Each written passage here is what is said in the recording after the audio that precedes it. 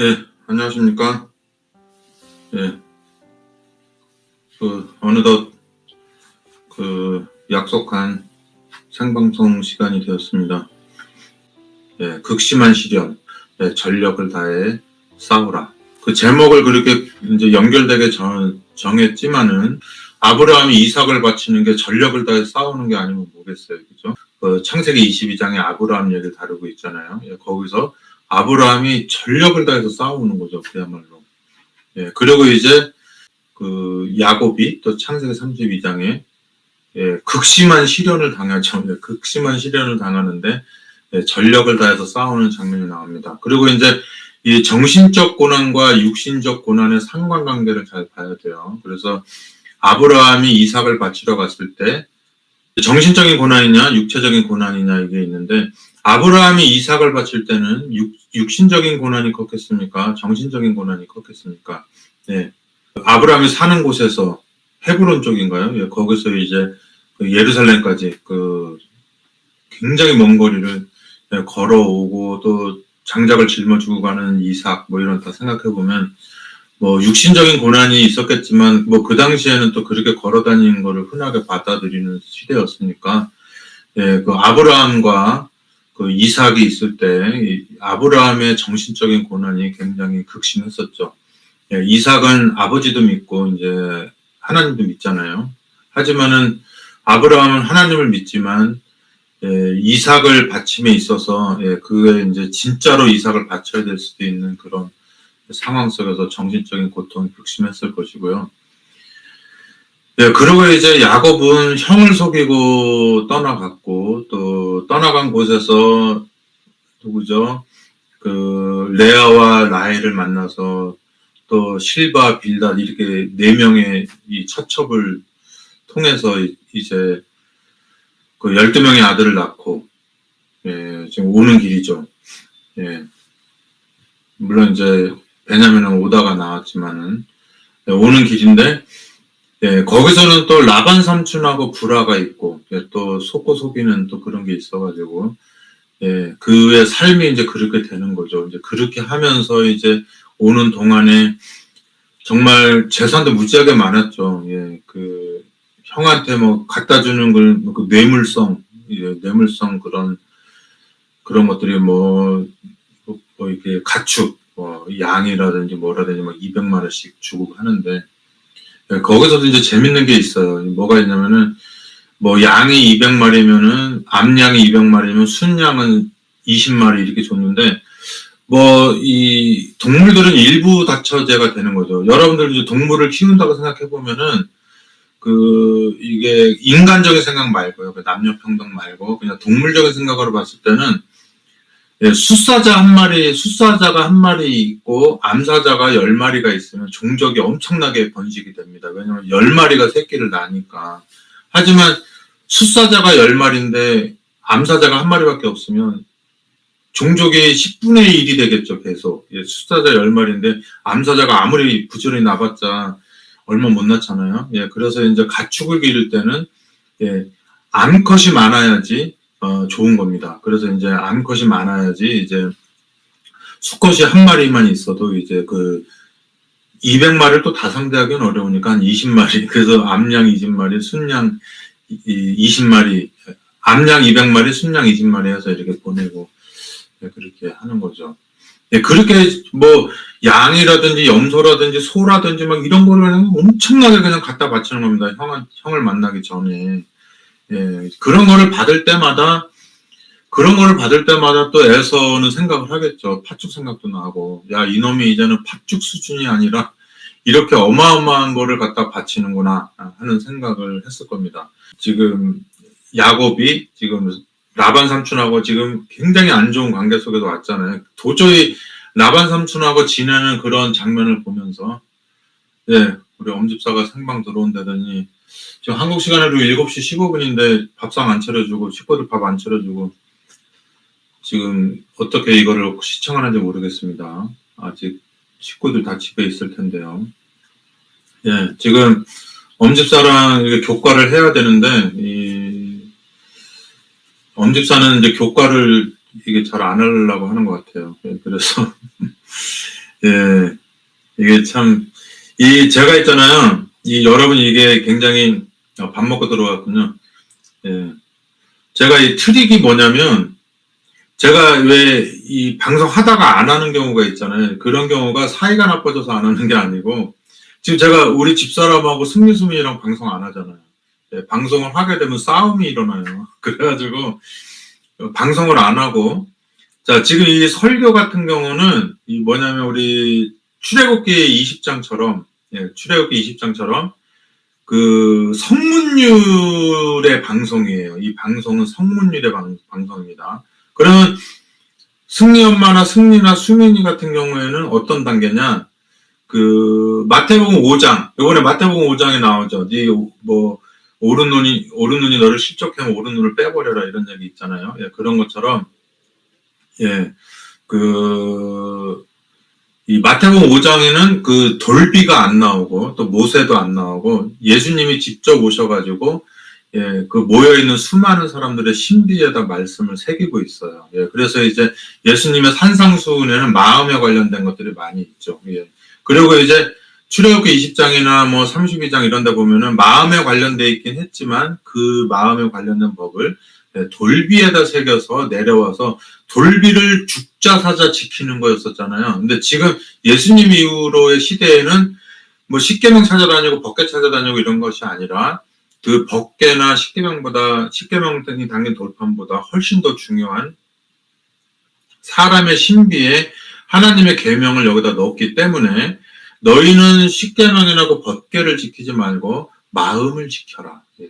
이 마음을 하나님의 법궤처럼 지켜라 그러는 겁니다. 그런데 이 우리의 마음이 하나님과 직거래를 통해서 하면 괜찮은데 우리가 어떤 기관이나 교회나 어떤 갑정근로소득세를 내고 있는 그 공사기업이라고 그러죠. 공사. 뭐냐면 사기업, 개인적인 거잖아요. 그죠? 공기업, 그럼 뭐 군부대라든지 뭐 여러 시청이라든지 뭐 청와대라든지 공기업이잖아요. 그 다음에 이제 내가 치킨 가게를 한다. 이거 사기업이잖아요. 예, 그렇지만은 예를 들어서 공사기업이 있죠. 예, 그 민간 기업하고 그 국가 기업하고 합쳐가지고 이렇게 하청받아서 일을 한다든지 이런 게 있는데, 예. 근데 이제 우리 같은 경우에는 이제 기독교인들은 이제 보통 이제 공사기업인데 그 공사가 어느 쪽에 강조점이 있느냐. 그게 이제 있는 거죠. 예. 그 공적의 관점이 있느냐, 아니면 사적의 관점이 있느냐, 이게 있는데, 예. 공적에 있는 존재들이 이제 주로 기득권을 잡고 있기 때문에 성경을 해석함에 있어서 주로 요 사적인 사람들이 손해를 보는 쪽으로 많이 성경 해석이나 이런 것들을 하게 되죠. 자, 아무튼 제가 교과를 보는데 이 교과를 보다 보면 이게 있어요. 뭐가 있냐면은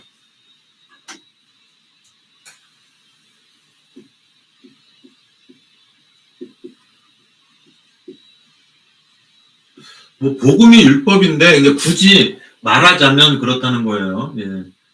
자유의지라고 할까요? 자유의지. 율법을 지키되 자유의지로 지켜라. 이게 있거든요. 그래서 이제 이 신앙을 하다 보면 이 두 가지, 요 두 가지 관계 속에서 긴장 관계가 있어요. 긴장. 이 긴장 관계가 뭐냐면 제가 자주 얘기하지만은 이게 에피쿠루스 하파하고 여기는 뭐죠? 스토아. 예, 스토아 하파가 있잖아요. 네, 그래서 이제 에피쿠루스는 우리가 국사 시간, 국민율 시간에 배우죠. 에피쿠루스는 쾌락주의다. 예, 그리고 스토아 하파는 금욕주의다. 이렇게 하는데, 여러분 이제 이 쾌락주의가 술 먹고 담배 피고 이러는 게 아니에요. 예, 그런 쾌락을 말하는 게 아니에요. 쾌락이라고 하는 것은 내가 만족한다는 뜻을 의미해요. 그래서 술 먹고 담배 피고 디스코텍 가고 라스베가스 시내를 돌면서 도박하고 이것도 쾌락일 수도 있지만 성철스님처럼 이렇게 사는 거 있잖아요. 이게 뭐라 그럴까? 무소유로 사는 거. 무소유로 살고 이렇게 하는 것들이 일종의 그것도 쾌락일 수 있어요. 그래서 이제 뭐 에피쿠루스라고 하는 사람이 원래는 그런 무소유격인 쾌락주의일 수 있는 거예요. 예, 제가 이렇게 직장 안 다니고 이렇게 놀고 있는 거, 예, 이제 물론 10월 달부터 이제 저도 이제 관광 큰 대형 버스를 몰기 위해서 지금 그거를 열심히 준비하고 있습니다.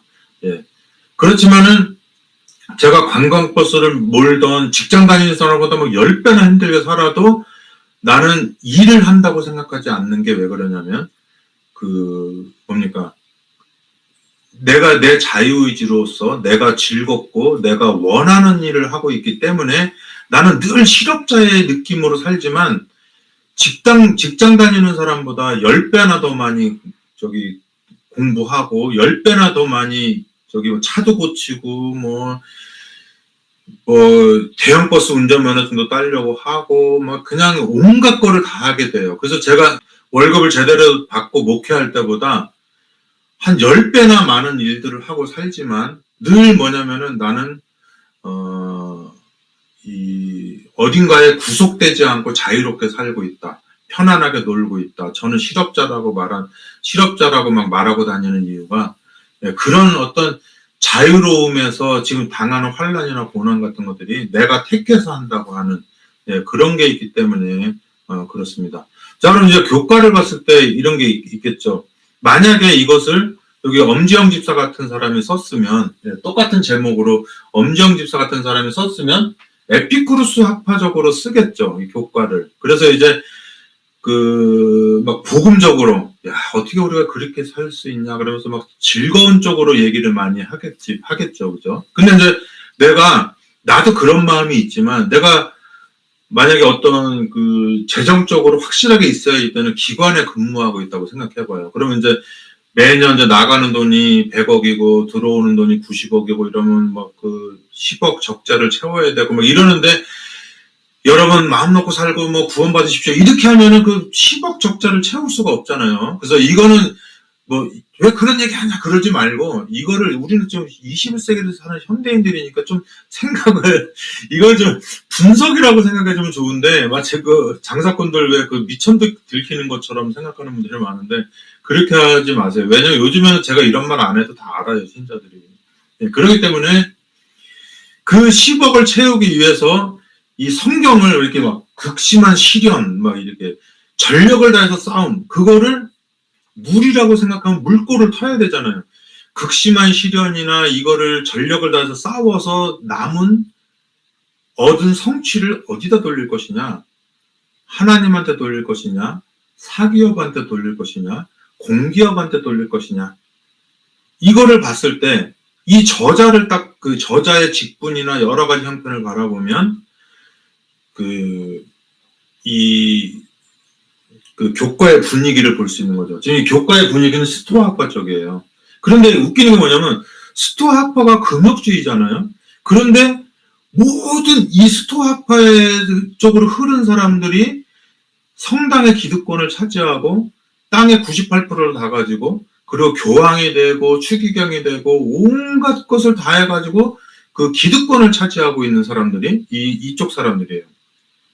그리고 이쪽 사람들이 이게 에피쿠루스 학파 같은 사람들을 악이라고 규정하고 또 엄청나게 핍박을 해서 뭐 마녀 사냥이다 뭐다 해가지고 다 하는 거예요. 그래서 제가 굳이 설명하지 않아도 중세시대 때 수도승들이 당연히 에피쿠루스 아니죠. 스토아 학파인데 스토아 학파의 금욕주의를 자기들한테 적용시켰느냐? 일반 백성들한테 적용시켜가지고 너네들이 우리가 98% 다 가지고 있지만 나머지 2% 가지고 98명이 나눠 가지면서 너네끼리 거기서도 헌신도 하고 뭐 열심히 살고 또 거기서도 또 우리의 사상에 맞먹는 사람들을 끌어내서 마녀 사냥해서 또 막 물에 빠뜨려 죽이고 그렇게 하면서 또 이 금욕주의 하고 있는 사람들은 뭐냐면 자기네들이 금욕주의 하면서 표방하는 금욕주의 안에서 자기네들은 또 로얄 패밀리들은 또 타락적 에피쿠루스적인 행동을 하거든요. 그 안에서 온갖 짓들을 다 하는데 자기네들은 거기에서는 복음주의가 편만합니다.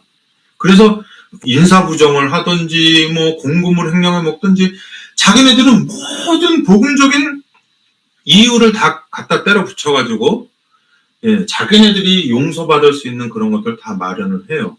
그 다음에 일반 신자들은 2% 가지고 98명이 살기 때문에 이 쾌락주의로 살다가는 살 수가 없잖아요. 자기들이 생각하는 거. 그죠? 그러더니 극단적 금욕주의를 내세워가지고, 예, 사람들을 핍박하고, 예, 거기에 반하는 사람들은 이제 잡아오는데, 그 사람들의 그 쾌락적 욕망을 잘 알기 때문에, 뭐, 어린애들, 처녀들 잡아다가 막 그런 공개 처형하고 하는데, 그 공개 처형 장소에 오는 사람들은 어떤 그, 의로운 마음으로 오는 것이 아니라, 그 성직자한테 잡혀가가지고 온갖 성추행, 성폭행 당하고 능욕을 당하고 고문당한 다음에 끌려 나온 그 여인의 그 뭡니까 그런 모습을 보고 세격적 욕망을 가지고 구름대 같은 사람이 모여왔다고 해요. 그 역사적인 기록입니다. 제가 말하는 것이 아니고.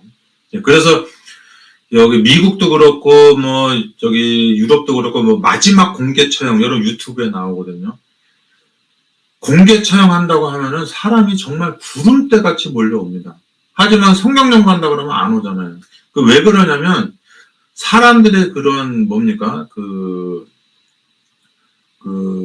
사람이 죽어가는 걸 보려고 하는 잔인한 욕정, 남녀가 벗겨지는 걸 바라보면서 오는 세격적 욕정, 예, 그리고 누군가가 억만장자가 망한 거를 바라보면서 오는 그런 그 뭡니까 뭐 금전적 욕심 같은 거라든지, 그 다음에 뭐 유명한 정치인들이 망하면서 오는 어떤 그 대리만족 같은 거를 다 이 사람들이 알기 때문에 때가 되면은 그런 사람들을 손을 보면서 일반 대중들의 심리를 만족시키고 한편으로는 너희도 까불면 이렇게 된다라는 거를 이렇게 보여주면서 그 단체나 국가나 이런 그런 것들을 예, 운영해 나가는 것이죠.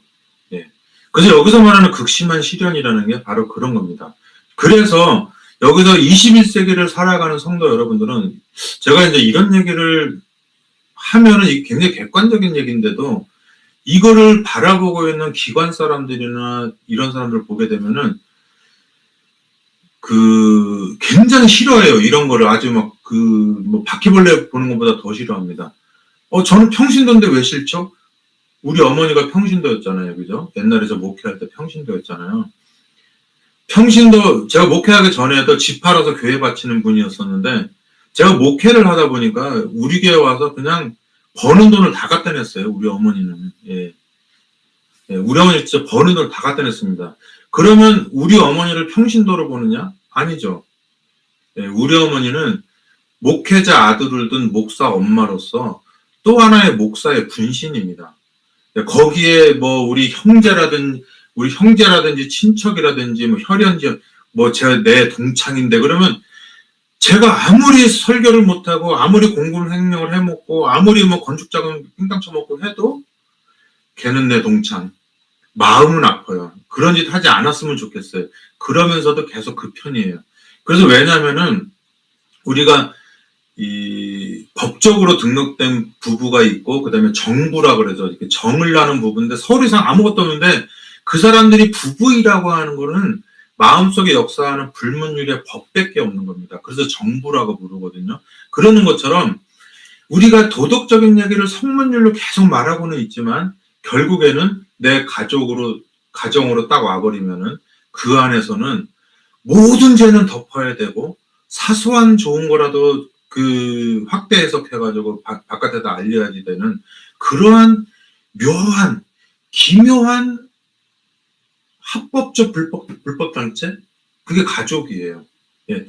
그렇기 때문에 내가 이 사람들하고는 설교를 안 하는 거예요. 왜냐면 설교는 성문율이거든요. 근데 완벽한 관계에 있는 가족들하고 이 성문율의 얘기를 하면은 어색해서 말이 안 나가는 겁니다. 예.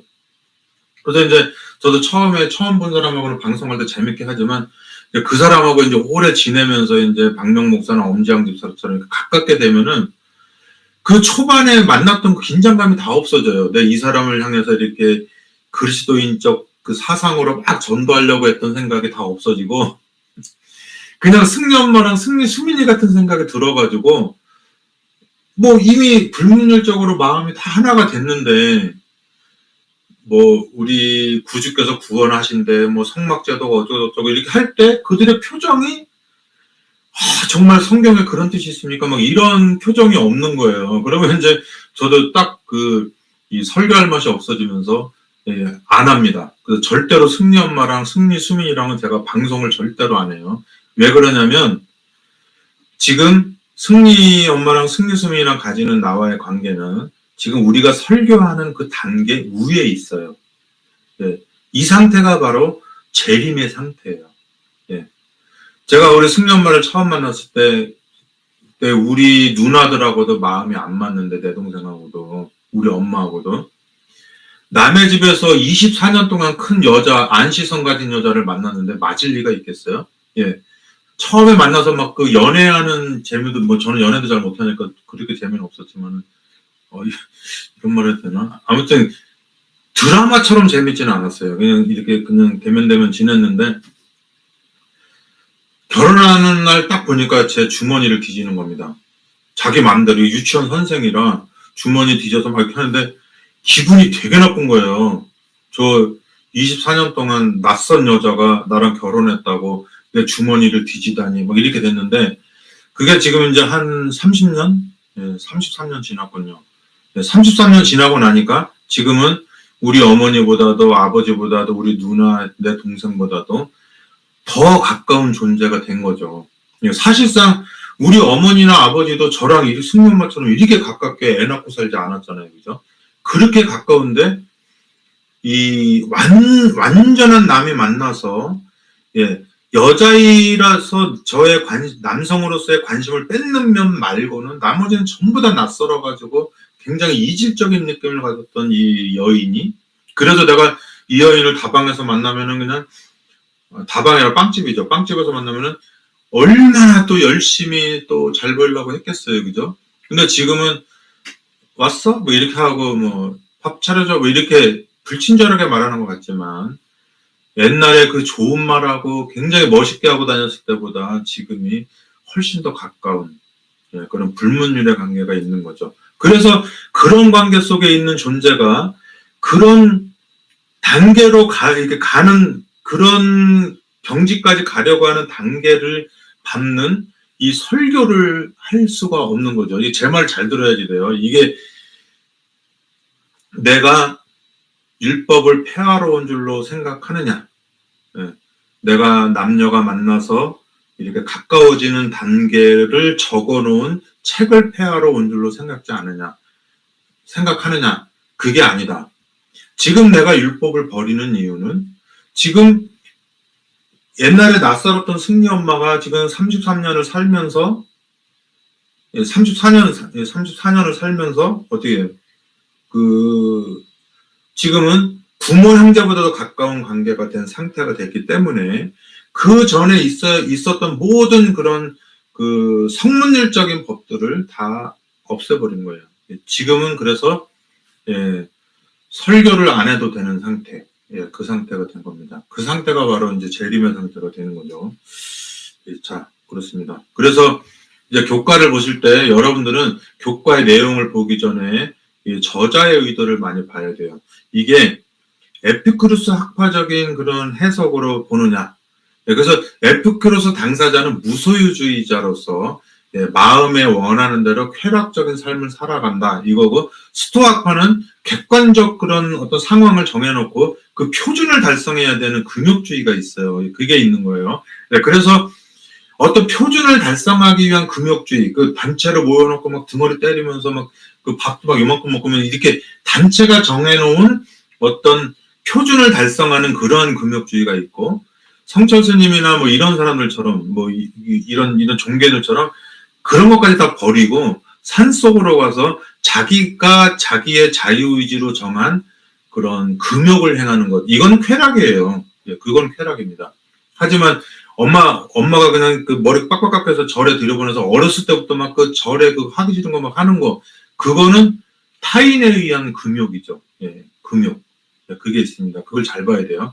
에피쿠루스는 그래서 돈을 가지고 막 여자를 사귀고 막 이런 것조차도 이게 몸의 노동력과 에너지가 들어가기 때문에 예, 그런 것조차도 이렇게 멀리했던 쾌락주의라는 걸 아셔야 돼요.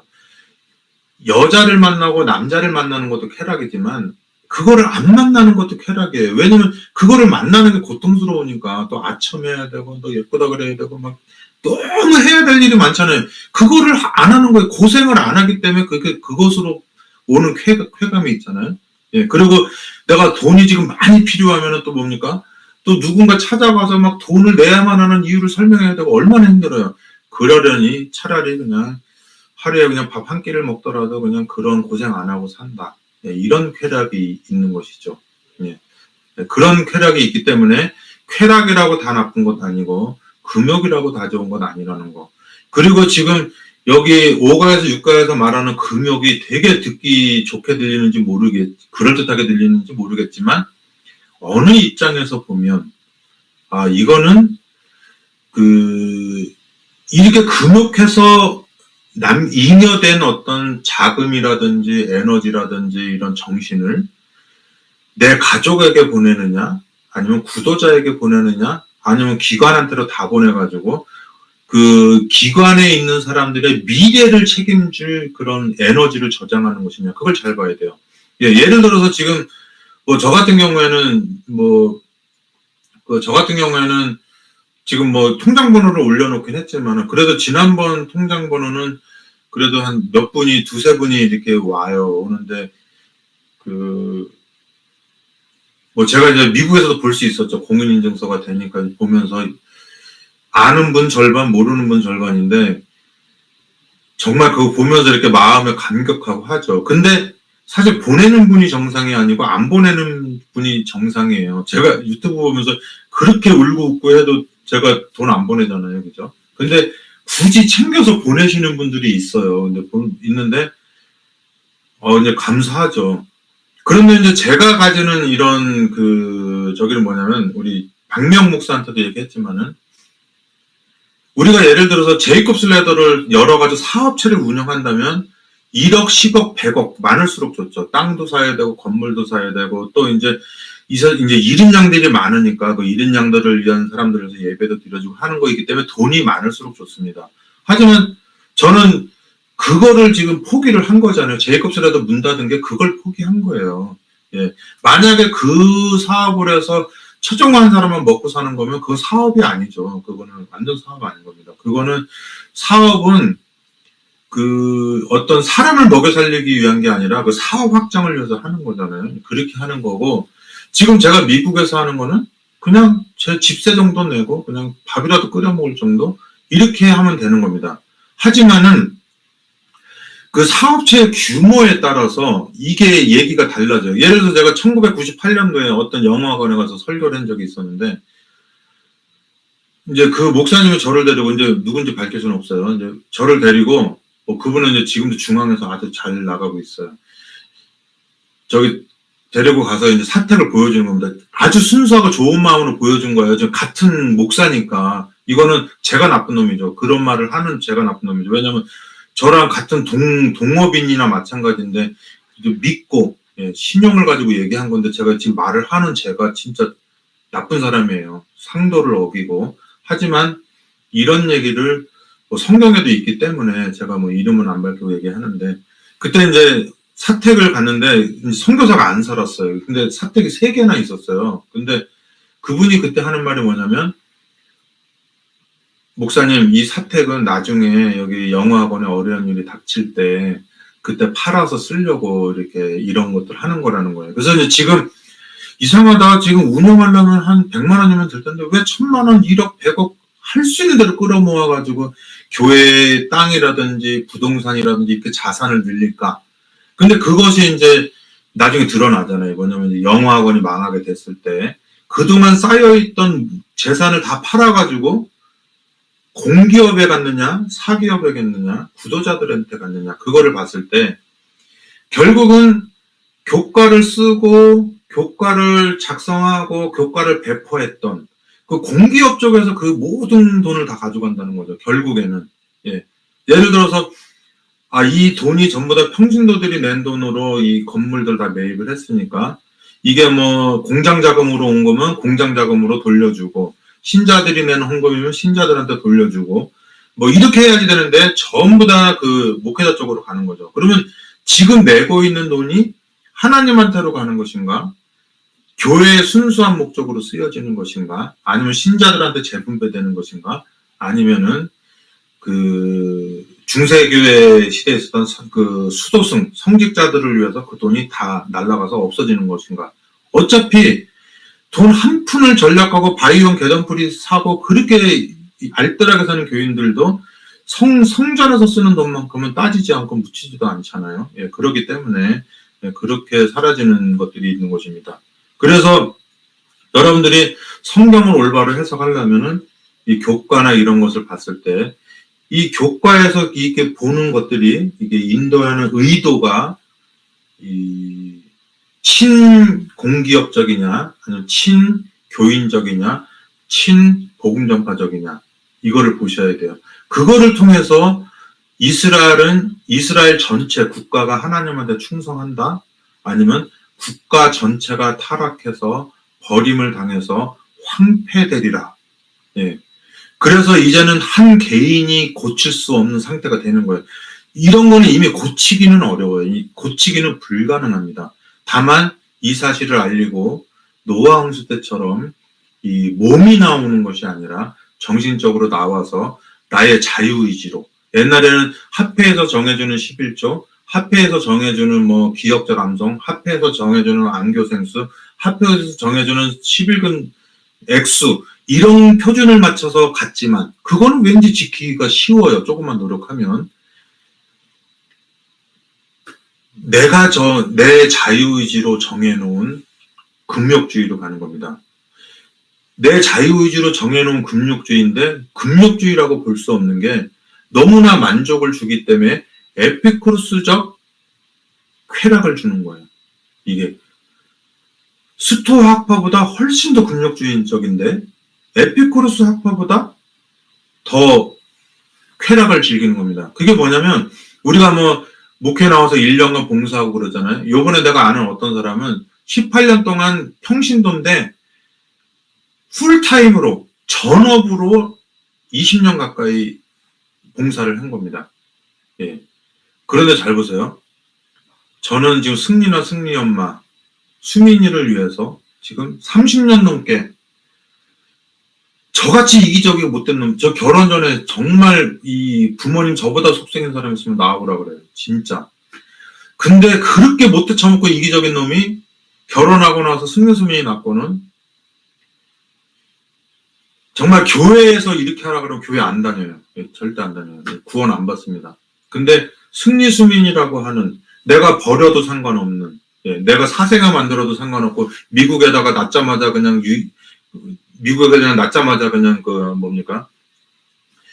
입양 보내도 상관없는 애들인데 내가 얘네들한테 스스로 종이 돼서 지금까지 스토아 학파의 금욕주의보다 100배나 더 되는 금욕을 누리면서 살고 있는데 그것은 그 내가 의무적으로 헌신하는 희생보다 비교할 수 없는, 내가 테니스 치고 나를 위해서 영화를 보고 나를 위해서 바닷가를 가고 산책을 하고 하는 그 모든 쾌락보다도 100만 배의 쾌락을 더 주는 시련과 고난인데 그것이 뭐냐?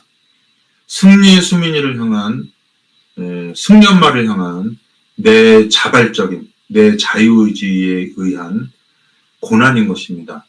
그런데 제가 우리 승리 엄마랑 승리 수민이를 예화를 들었지만 지금 내 마음 가운데 있는 끝없이 끓어오르는 그런 우울증 같은 이런 모든 것들은 내 주변에 있는 사람들 있잖아요. 먼저 떠나간 사람들, 또 복직이 안 된 박명 목사, 또 어머니 잃어버린 엄정 집사.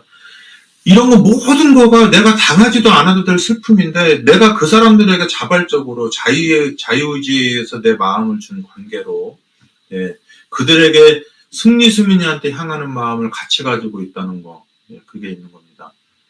우리 박 집사님한테도 마찬가지고요. 우리 박 박사님, 또 순석이, 다 얘네들이 조그마한 행동만 해도 이렇게 저한테는 막 파도가 치는 짓을 하잖아요. 얘가 이 차가 나 덜렁 준 것 때문에 내가 지금 룻기 안 하고 이거 하고 있잖아요. 해달라고 한 것도 아닌데 표정만 봐도 알아보는 겁니다. 예, 그런데 내가 싫어하는 사람이 뭐 부탁할 때는 아무리 부탁해도 그 해주지도 않죠. 자, 그래서 이제 그 아브라함이 그 이삭을 바치는, 하나님께 바치는 그 장면 속에서 그가 그 겪었을 시련 같은 거를 생각을 해보는 겁니다. 예, 그 다음에 그 야곱이, 예, 속임수를 써가지고 이게 왔다 갔다 하면서, 예, 그는 자기의 머리도 있지만 하나님의 그 지혜와 복주심을 인해서 그렇게 부자가 됐잖아요.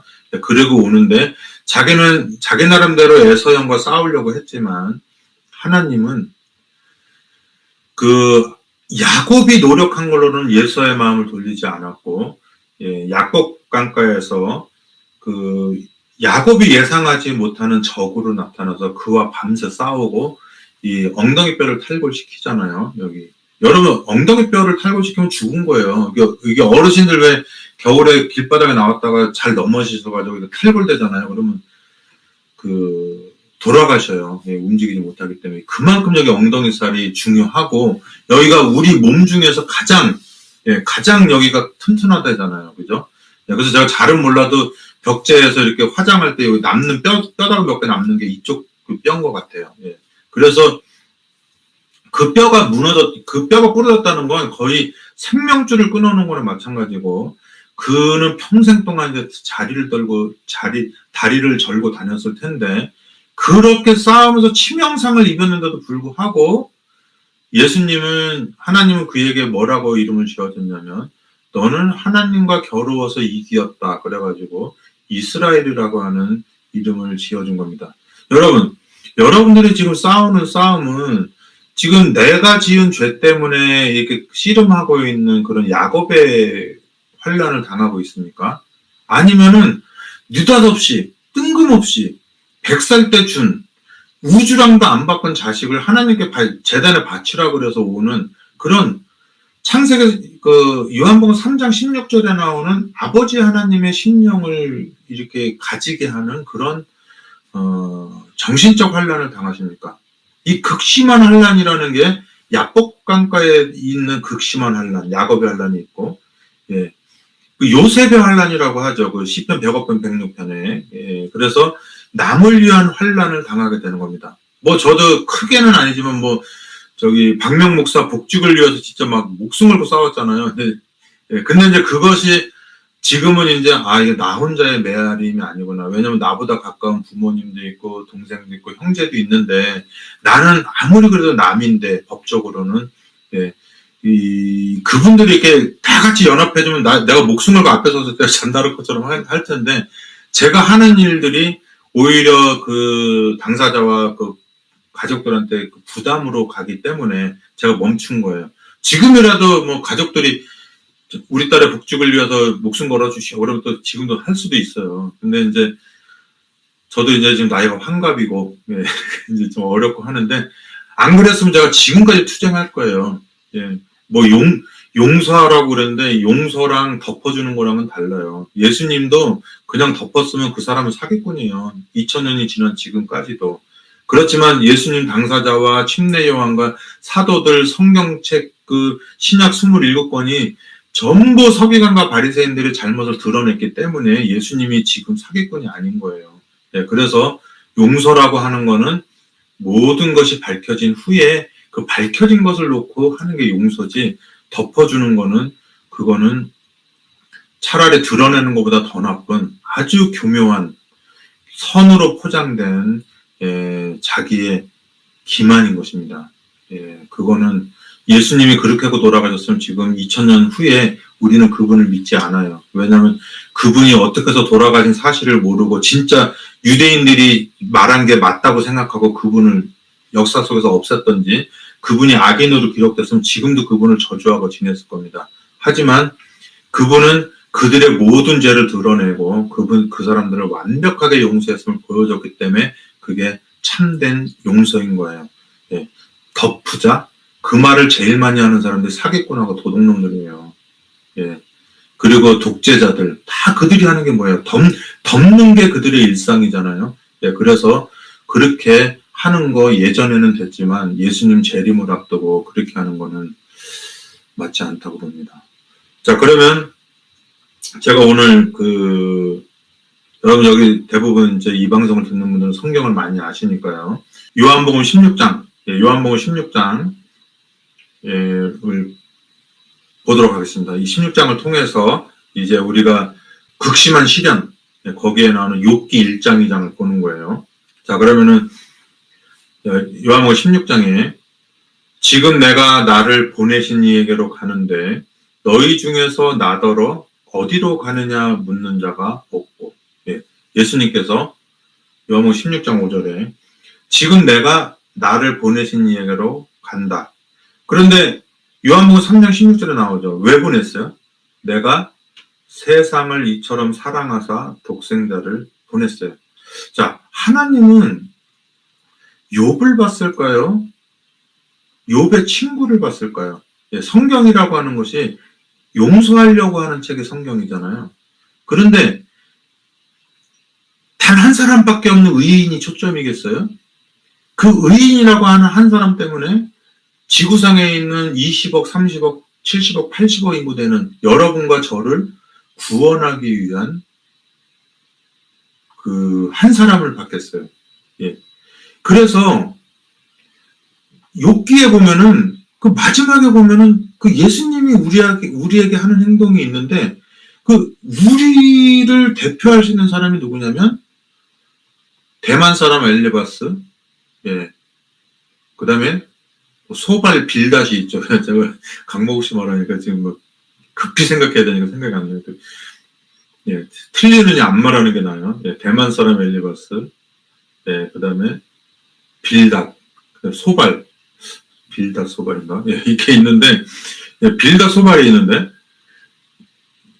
성경 전체가 용서하자는 얘기잖아요. 그죠? 근데 여기 욥기 42장에 보면 이 세 사람을 용서하는 장면이 나와요. 다 빼고 하나님이고 욥이고 다 빼고 그냥 욥이 의로운 다음에 끝나면 될 거를 야 엘리바스하고 소발하고 빌닷을 위해서 기도하라 그랬단 말이죠. 그래서 저는 욥기 1장부터 42장까지 다 전체 중에 다 빼고 용서받은 엘리바스 소발, 빌닷. 얘네가 하나님한테 용서해달라고 빌었을까? 그리고 지네가 잘못한 것이나 알까? 뭐 이런 생각이 드는 거예요. 하나님은 어쩌면 욥기가 기록되기 전에도 엘리바스와 빌닷과 소발을 알지 않았을까요? 그들이 만약에 욥이 아니고 다른 사람한테 갔으면은 마치 예수님을 안 만난 니고데모처럼 그죠? 스데반을 안 만난 바울처럼 평생을 살지 않았을까요? 그런데 그 욥과의 논쟁 속에서 그들이 발견한 건 욥이 아니고 하나님이었죠. 그래서 저는 제가 예수님이 모르겠는데 용서받아야 될 죄인으로서 여기 땀 차오르기 시작하네요. 용서받아야 될 죄인으로서 저의 입장을 대변한다고 봤을 때 저는 엘리바스나 소발과 빌닷이 주인공으로 보이는 겁니다. 그래서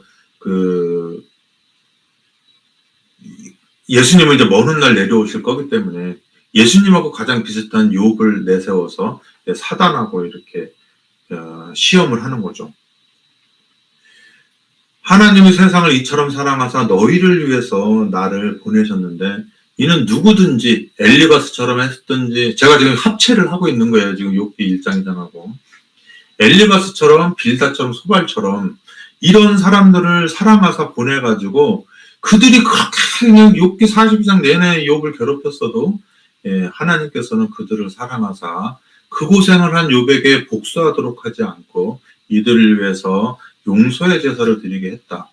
그래서 그 표상하는 바를 이루기 위해서 원형인 내가 이 땅에 와서 그 모든 일을 이루고 이제 아버지께로 도로 가는데 너희들 중에서 내가 거기를 가는 거에 대해서 물어보는 자가 없도다. 왜냐하면 너희들 마음은 이 땅에 있고 이 땅 예루살렘 성에 있고 표상에 있고 이 땅 가야바와 또 그 대제사장직을 또 우리 예수님이 가지시고 또 그 가지신 전지전능하신 하나님이신 예수님께서 이 넷째 짐승, 넷째 나라에 대해서 전능한 힘으로 싸우실 줄 알고 이렇게 있는데, 그런 동상이몽을 가지고 있는 제자들이 결국에는 다시 예수님과 마음이 합쳐지는 단계로 오는 관계 속에서 오게 되는 정신적인 시련, 그게 겟세마네에 가서 정말 그 피땀을 쏟는 그런 고통을 당하고, 사도 바울은 가다가 뭡니까?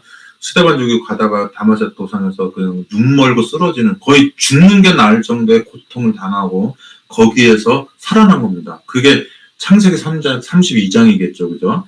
그 다음에 그들이 이제 뭡니까? 자기가 죽어가는 그 자기 희생의 정신을 보인 다음에, 그 다음에 그들은 내 아들, 사랑하는 아들, 둘 중에 누가 죽으라 그러면 분명히 디모데 살리고 바울이 죽을 거예요. 그럼에도 불구하고 그 아들 같은 디모데를, 그 사자들이 우글거리는 그런 뭡니까, 그 우리 같은 곳으로 디모데를 보내면서, 너 그 늑대 같은 장로들 만나면은 너의 연소함을 없이 여기지 못하게 하고, 그들을 위해서 예수님 재림할 때 네가 엄마처럼, 네가 재림할 때 네가 계산할 사람처럼 그 사람들을 위해서 기도하고 하라, 이렇게 하는 거예요. 여러분, 지금 제가 여러분들한테 여러 가지 하는 말들이 고가롭게 들리고 저런 소리를 하니까 매장당했지, 이런 소리 할지 모르지만 예수님 재림할 때도 그 소리 하는지 제가 들을 거예요. 그 소리 한 사람들 다 모을 거예요. 자, 예수님 재림하고 나니까 그나마 그런 소리 한 사람이라도 하고 있었던 게 좋았습니까, 나빴습니까? 라고 내가 꼭 물어볼 거예요. 예. 지금 우리 어머니 같이 목사의 어머니 평신도, 예. 목사의 형제 평신도, 조카 평신도, 그리고 목사는 없지만 각 기관의 원장, 사장, 과장, 대리, 간호사, 의사, 다 경제 공동체, 정치 공동체로 되어 있어가지고 이제는 신앙 얘기하기가 너무나 어색한 상태가 돼버린 그 상태잖아요. 그렇게 많은 사람이 뭉쳐서 지금 교과 연구를 하기 때문에 구원받을 것 같습니까? 절대 그런 일 없습니다. 이스라엘이 통째로 망했던 것처럼 아예 이 조직 자체가 와해되는 그런 일이 발생되는 게 내 입으로 말한 게 아니라 성경과 예언의 말씀에 그게 기록되어 있는 것입니다. 단체를 개혁하는 건 늦었어요. 제가 아무리 머리 써봐도 틀렸어요. 여러분, 개인적으로, 사적으로 이걸 받아들이고, 개인적 금욕주의, 개인이 자유의지로 정한 금욕주의로 자기의 고난을 정하는 거예요. 합해서 정한 걸로 하면 너무 약해요. 내가 우리 승리수민을 위해서 내가 너희들을 생존하기 위해서는 무슨 짓인지 하겠다 하는 정신을 개인의 자유의지로 정하고, 그거를 에피쿠로스 학파처럼 만족해서 여기는 그런 삶을 살아야지 극심한 시련을 전력을 다해서 이겨내게 됩니다. 전력을 다해서 이겨내는데 여러분, 합해표준을 전력을 다하겠어요? 내 자식 교육을 전력을 다하겠어요? 그러니까 합해표준은 뭐예요? 여러분, 지금 마지막 시대인데 돈 모아서 뭐합니까? 재산 팔아서 교회에다 나고 시골생활 들어가세요. 하지만 내 자식은 어떻게 해요? 너는 미국에서 가장 좋은 대학에 가서 법대를 나오든지 의대를 나오든지 간호대를 나오든지 치의대를 나와서 어떻게든 너와 네 자식이 살 길을 가도록 하거라.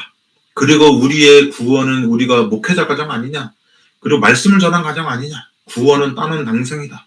하나님은 목회자 가정을 더 우선으로 구원할 것이다. 이렇게 하는데 예언의 글에는 뭐라고 돼 있어요? 목사들이 멸망당할 확률이 10배나 더 높고 그 벌이 10배나 더 크다고 나오잖아요. 예. 자, 그래서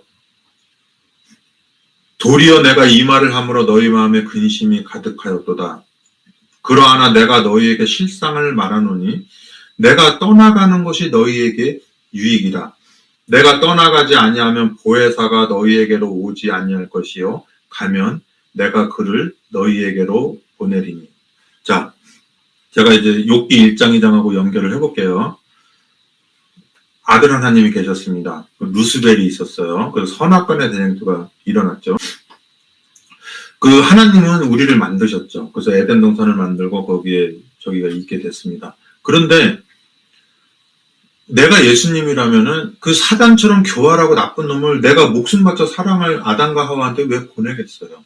하지만 아담과 하와에게 사단을 보냈습니다. 보냈으니까 보세요. 안 보냈으면 시험을 안 당했을 텐데 보내가지고 시험을 당한 거잖아요. 누구 책임이에요?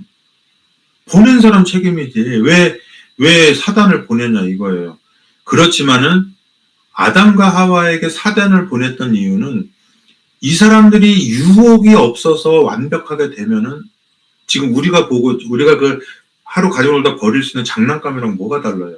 그렇기 때문에 아담과 하와는 사단이라는 존재가 있어도 시험을 받지 않을 정도의 그게 있었고 그걸 지키는 것에 자유의지라는 것이 있었어요. 그래서 사단하고 싸움에 있어서 이들은 자유의지를 활용할 수가 있었고 하나님께서 아담과 하와보다 너가 힘이 훨씬 세지만 건들지 말라고까지 했었습니다. 그래서 아담과 하와를 욥으로 보는 경우가 있고 예수님을 욥으로 본다면 이 욥기 1장 2장에 보면 뭐가 나와요? 그 욥의 아들 딸들이 다 죽잖아요. 그죠? 예. 죽어서 죽는 것처럼 그 욥과 같은 예수님의 아들 딸인 아담과 하와가 죽었죠. 그죠? 욥은 어디겠어요? 초반에 그 아담과 하와가 있었고 그다음에 42장에 보면 그 아들과 딸이 다시 회복이 되는 장면이 보이고 예, 구속의 경륜 끝 계시록에도 보면은 구원받은 무리가 수많은 사람이 나오는데 그게 아담의 후손이라고 하잖아요. 예, 그래서 그렇게 보시면 되겠어요. 그러면 온몸이 병들었던 그 욥은 뭔가 이 땅에 베들레헴의 구유에 태어나신 예수님 헤롯이 죽이려고 하는 거 막았잖아요. 그게 아니죠. 여러분들이 예수님의 느낌을 가지고 싶으면은 지금 여러분의 키가 예를 들어서 저처럼 170이 된다고 치면은 지금부터 머리를 뒤집어 쓴 채로 어떤 봉지 안에 들어가서 24시간만 있어 보세요. 예, 예수님께서 바로 그 상태로 33년 반을 이 땅에서 사신 거예요. 예, 아담의 범죄하기 전의 모습으로 왔어도 견딜 수 없을 만큼 그 작은 제한된 공간 안에 그분의 인식이 들어온 겁니다. 그러면서 행복한 삶을 사는 것이 아니라 어린 시절부터 사무엘처럼 어린 시절부터 하나님의 뜻을 깨닫고 정신적인 고난을 계속 받으면서 살아왔어요. 예. 그래서 그는 우리처럼 막 돈을 못 가져서 좋은 자동차를 못 가져서 좋은 집을 못 가져서 이런 고난이 아니고 그분은 자신 주변에 있는 그 영혼들을 바라보는 죽어가는 영혼들을 바라보는 심지어는 동물이나 식물까지라도 바라보면서 그분이 슬픔을 가지고 있었기 때문에 그분이 돌아가실 때 막 심지어는 그 천년계까지도 그 하나님의 아들이 돌아가심을 안 봤다고 하잖아요. 그 고난이 너무나 슬퍼서 그런 슬픔의 사람이잖아요. 그런 고난의 길을 걸어가셨고 조그만 호파를 가지시고 거기에 대기권 안에서 숨을 쉬시고 관절염이 있었겠죠. 그죠? 그 목수하면서 손을 얼마나 다치셨겠어요. 예. 우리도 그런 고생한다고 하지만은 사실은 하나님은 그 고생을 당할 필요가 없는 전지전능한 분인데 인간으로 오셔가지고 그 일을 당하고 사신 거죠. 예. 생로병사의 그런 죽음의 기운이 가득한 그런 상태가 뭐겠어요? 저 아들에게 한번 쳐보시오. 당신이 우리를 정말 사랑한다면 피조물의 입장에서 한번 살아보시오.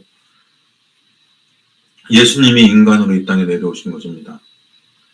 그리고 흡연하는 사람과 흡연 안 하는 사람이 흡연 장소에 갔을 때 흡연 안 하는 사람이 더 힘들죠. 죄된 성향이 죄인들하고 사는 것보다 죄된 성향이 없는 분이 죄인들하고 사는 게 더 힘들어요. 그죠? 예. 그런 상황에서 예수님이 이 땅에 오셔가지고 모든 인간들이 짓는 죄와 또 그 죄 때문에 오는 이 죄에 대한 고난과 그거보다 더 큰 고난은 뭐냐면 그 죄 때문에 당하는 인간들의 고난을 바라볼 때 예수님의 심령은 터질 것 같아서 눈물샘이 터져버린 것이다. 이게 나오는 것이에요. 네, 그런 고난을 다 당한 겁니다. 그리고 지나가는 사람이 소발과 빌닷과 엘리바스처럼 조롱하잖아요.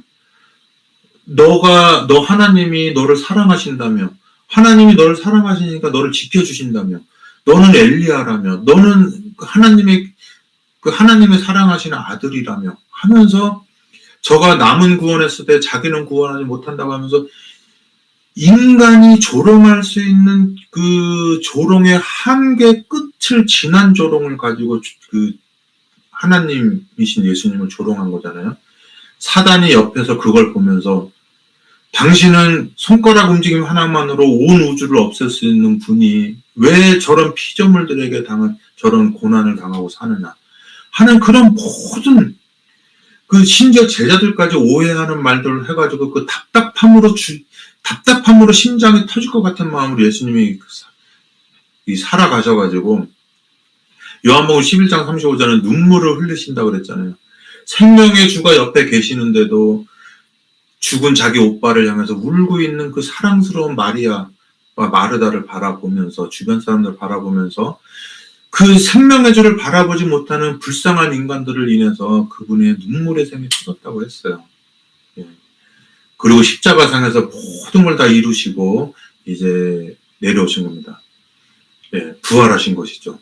그리고 욥이 소발과 빌닷과 엘리바스에게 한 것처럼 예수님은 그런 표상적인 제사가 아니라 실제로 역사하는 우리의 영혼과 몸과 우리의 모든 전 존재의 역사하는 그 용서를 우리에게 베풀어 주신 것입니다. 예. 그것까지가 우리가 예수님한테 구원받아야 될 존재로서의 소발과 빌닷과 엘리바스이지만 그거는 우리 아버지에 대해서 우리 어머니에 대해서 내가 아들인 입장이죠. 그렇지만 제가 수민이를 낳은 것처럼 예수님이 왜 올라가셨느냐.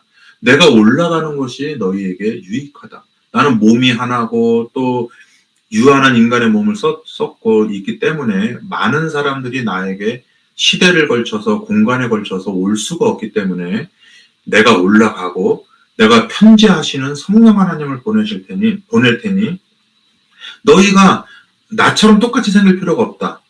각 시대에 걸쳐서 각 공간에 걸쳐서 수많은 사람이 태어날 텐데 그 중에서 나를 믿고 물의 침례, 성령의 침례를 받은 자는 내가 십자가에서 당했던 피의 침례를 받을 자격을 가지게 될 것이다.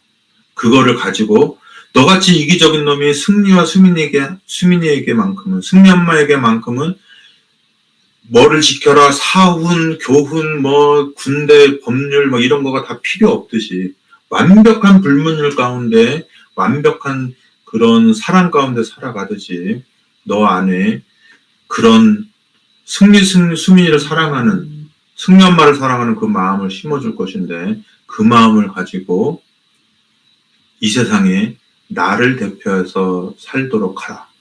예. 그래서 우리는 예수님한테 나아가는 길에 야곱과 같은 환난을 겪고 정말 그 죽은 거나 마찬가지인 엉덩이뼈가 그 탈골되는 그런 고통을 겪으면서 이 세상에서는 더 이상 이제 경제적으로 군사적으로 정치적으로 완전히 낙오된 자같이 살면서 죽은 자같이 여김을 당하고 살지만 사실은 자녀를 향한 모든 것을 가지고 있는 부모의 마음으로 살아가면서 너는 입지 않아도 먹지 않아도 이미 자녀를 향한 보호 본능 때문에 모든 너의 자신을 포기하고 자녀를 기르는 요셉의 환난, 그리스도의 환난을 당하게 될 것이다.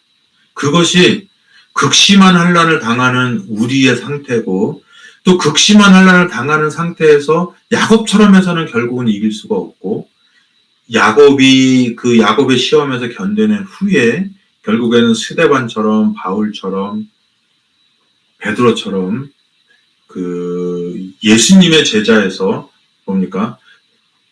예수님으로부터 물려받은 세상 모든 권세를 다 물려받아서 세상 사람들을 만나서 승리와 수민이처럼 그들을 대하면서 살아갈 수 있는 마음, 그리스도의 역할, 눈에 보이지 않는 예수님의 품성과 그분의 지식과 기별을 전하면서 스데반 같은 삶으로 장렬하게 사라져가는 이것이 그들은 죽었으나 사도 바울의 마음에서 또 그거를 지켜본 수많은 사람들의 영혼에서 디모데에게 누가라고 하는 그 이방인 의사에게 다 전해져 가지고 모양은 없어졌지만 그들의 정신은 예수님의 정신과 함께 다 뭉뚱그려져 가지고 거대한 둘째 아담이라고 하는 한 몸으로 이 세상에서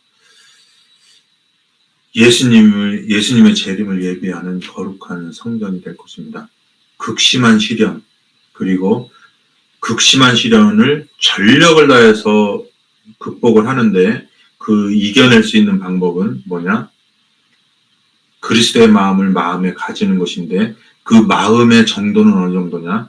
내가 승리 엄마와 승리와 수민이 내 가족을 무화적으로 사랑하는 것 이상의 사랑이 있어야지 그것을 성화의 끝이라고 하는 영화라고 하는 것입니다. 그리고 우리는 이 땅에 있든 하늘에 있든 예수님의 형상을 나의 품성과 나의 형상으로 그분의 형상과 같음을 바라보고 예수님의 재림을 예비할 준비가 된 것입니다. 그때 예수님은 이 세상에 있는 모든 것들이 당신의 형상과 사단의 형상으로 양분된 것을 바라보게 되고 이 땅에 당신의 것을 찾으려고 올 것입니다. 천재지변 무섭죠. 전쟁 무섭죠. 전염병 무섭습니다. 그것보다 더 무서운 건 사랑에 식어지는 냉랭함이죠. 다 무섭습니다. 하지만 제일 무서운 거는 예수님이 재림할 때 이 땅에 속절없이 다 썩어버릴 것을 위해서 나의 모든 신경과 관심을 거기에다 두고 두렵지 않아도 될 것을 두려워하고 살았던 그 모든 것들이 나한테는 슬픔과 후회와 저주로 다가와서 머리가 똑똑하면은 유다처럼 목매달아서 자살하는 것이고 무식하면 그냥 노아왕수 때 죽었던 수많은 사람들처럼 죽겠죠. 하지만 이 방송을 듣는 여러분들께서는 이 말씀을 정말 우리 박민구 집사님 이거 뭐 5번, 6번 들었다고 하시는데 20번이라도 들으셔서 이거를 이해하시고 이 구원의 그런 기별을 이해하시고 제가 하는 이 말씀이 공기업을 위한 것이냐 사기업을 위한 것이냐 구조자를 위한 것이냐 분명한 거는 저도 바빠요. 예. 그리고 이렇게 영양가 없는 일에 이렇게 정성을 들일 제가 돈 받고 하는 일도 이렇게 정성 들이지 않거든요. 하는 이유는 이거는 제가 선택한 승리 수민이 승리 엄마를 사랑하는 것 그 위에 있는 이미 나와 완전히 한 존재가 되어버린 어떤 사명? 예, 그런 것이기 때문에 하는 것입니다. 예수님의 재림이 제 생각에는 많이 가까워진 것 같아요. 예, 그래서 요즘에 이게 문득문득 이게 살면서 있잖아요. 자다가 일어나서도 갑자기 이렇게 야릇한 기쁨이 막 있어요. 이제 예수님 보고도 저랑은 이제 약간 뭐 연애하듯이 좀 하니까 이제